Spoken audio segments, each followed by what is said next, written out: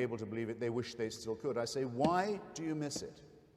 Why do you want to be a slave? Why do you want to be a serf? Why do you want Big Brother to be in charge? Do you wish it to be true that there is someone who has you under permanent, round-the-clock supervision and surveillance, who knows what you think even when you are asleep, who can convict you, I borrow again from the Big Brother analogy, of thought crime, and who can condemn you forever to eternal penalty and torture if you make the smallest mistake, who creates you sick, who makes you a sinner, who says you are originally wicked, and then orders you to be well and to recover on penalty of torture.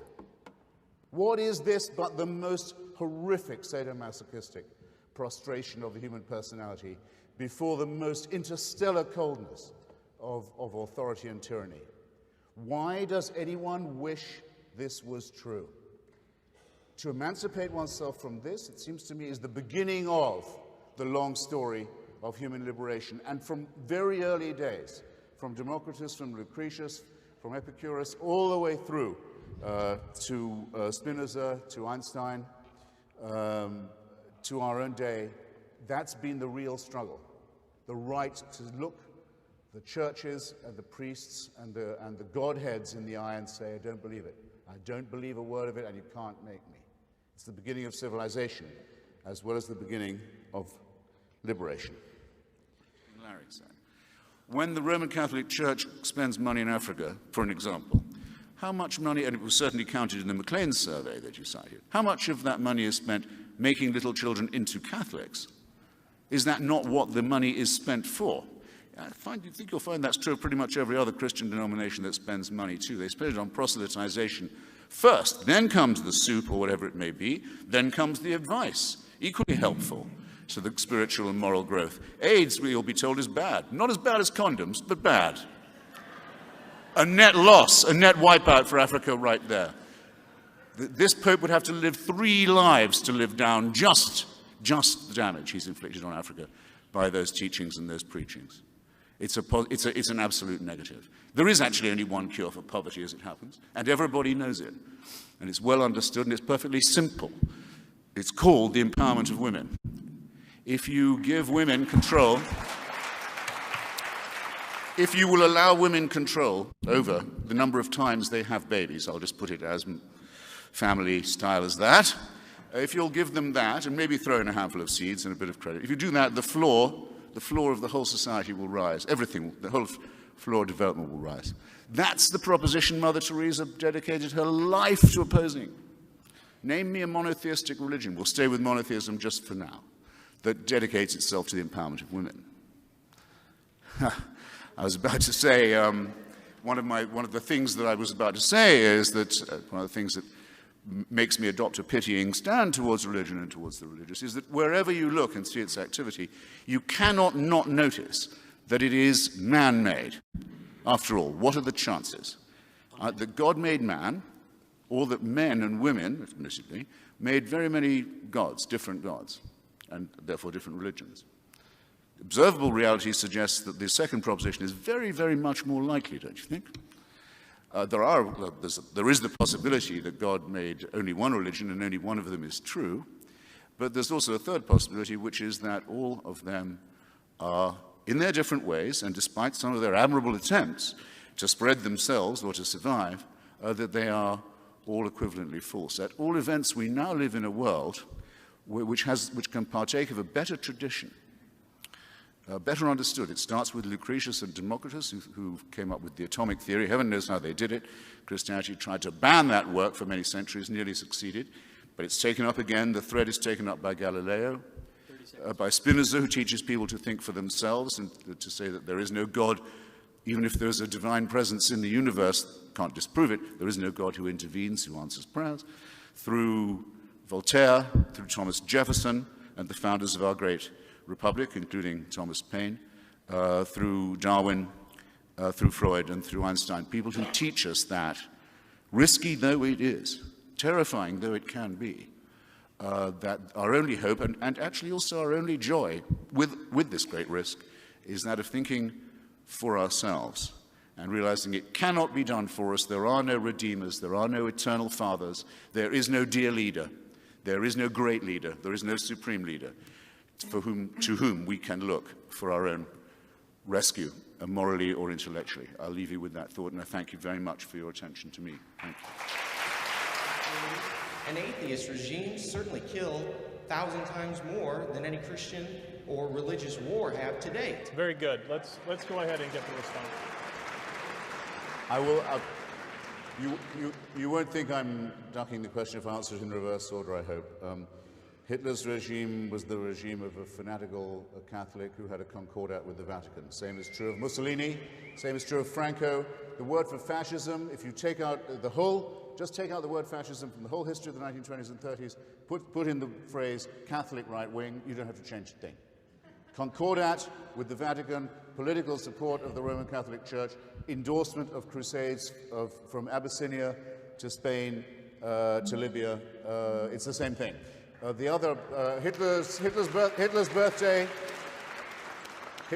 was celebrated by order of the church from every pulpit, every year, till the very last day of 1945, April 1945. Of the other member of the axis of Nazism and fascism, the Japanese emperor, he wasn't just a theocrat, he was actually a god. Are you telling me Nazism and fascism and the Axis was secular? You don't know what you're talking about. Some of us have been lucky enough to see it or meet people who've done it, and all of us have read about it. There are people who will, when a grenade is lobbed through the window, throw themselves on it before it can blow up. It does happen. There are people who die under torture without giving away the whereabouts of their comrades. There are people who go do bomb disposal work and sit defusing huge device. They know any minute. It does happen. It's always happened. It's common to every known human society. It's a part of every heroic narrative of every known society there's ever been. Those who do it are honored. They are sung, as we say, in the times when there was no literal record.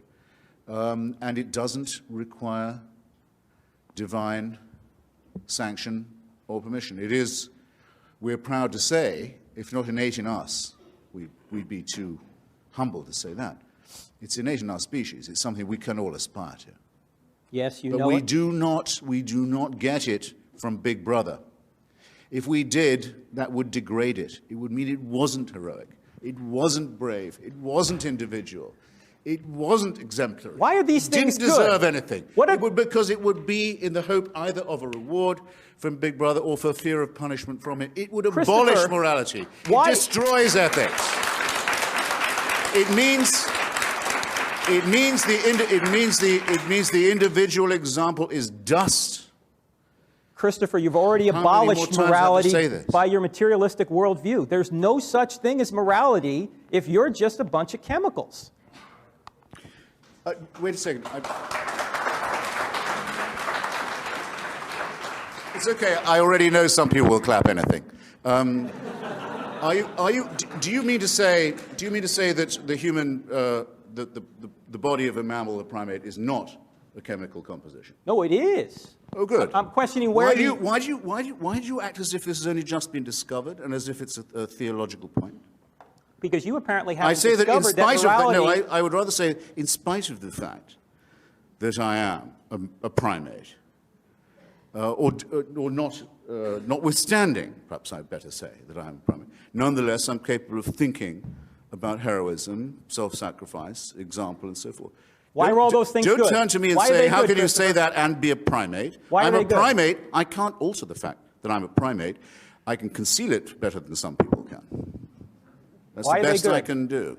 You're a primate as well, and you'll have to agree with both of us that it shows, okay?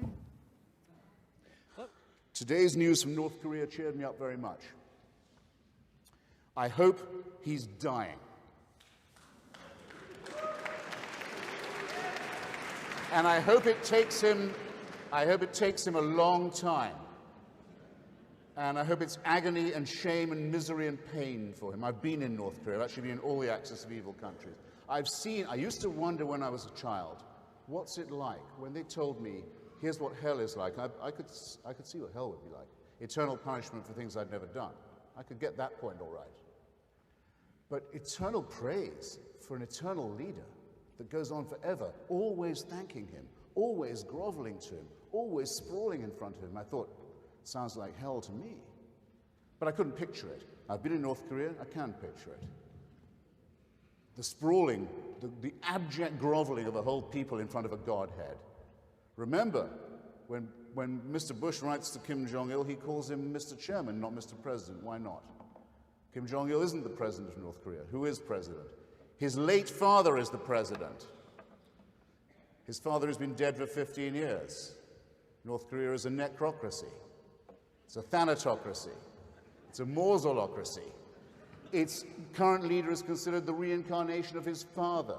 It's one short of a trinity. It's a totally worshipful state with a god, and it's the most horrible tyranny on the face of the earth, possibly ever on the face. Yeah. And I've been there, and I've never been so happy to leave anywhere in my entire life, which North Koreans can't do. They can't. They can't get out of it. They're locked in that jail, and that godly jail forever.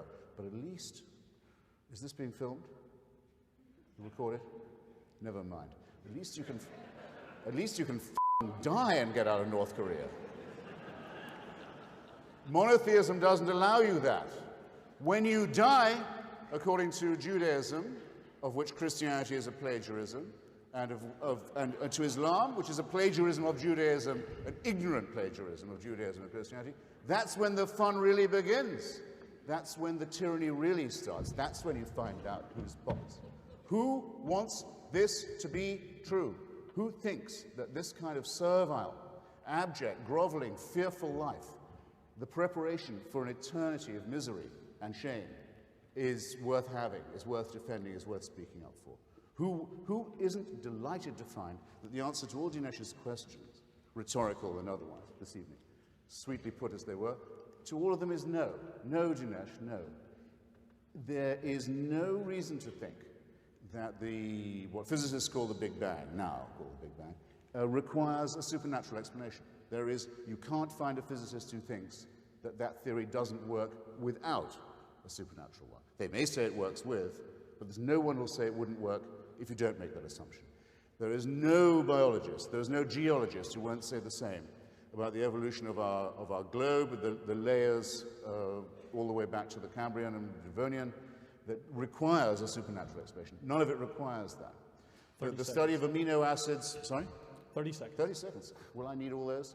The study of proteins and amino acids and our own interior biology requires it. It doesn't. As Laplace, the greatest of all physicists, said when he produced the first working model of the universe, asked by another arrogant, self-crowned, worship-demanding emperor, Bonaparte, there seems to be no God in your model.